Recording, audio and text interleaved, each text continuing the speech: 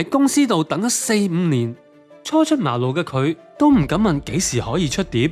其實嗰陣時唔夠膽問，絕對啊！即係以為哇有得出碟啊，做歌手，但係原來係等到5年後先有得出第一隻碟咯。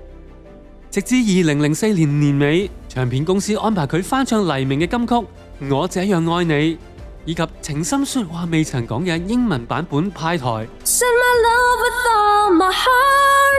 Janice 嘅歌聲溫柔中帶住輕輕嘅鼻音，辨識度極高。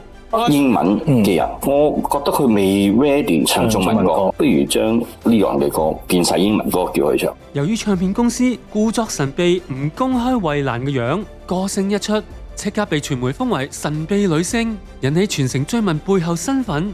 諗個方法就係唔好見樣，淨係聽聲，聽聲你冇得 challenge 啊！佢把聲你冇人可以話佢唔好聽嘅，聽熟晒把聲然後先見樣。係因為諗就你唔俾佢見樣，梗係醜八怪嚟㗎啦，係咪？咁如果見到人就咁嘅喎，咁咪更加會即刻入屋咯。連衛蘭自己都估唔到，嗰5年佢以為自己無所事事嘅潛伏期，原來就係養成 Janice 成為怪物級新人嘅秘密配方。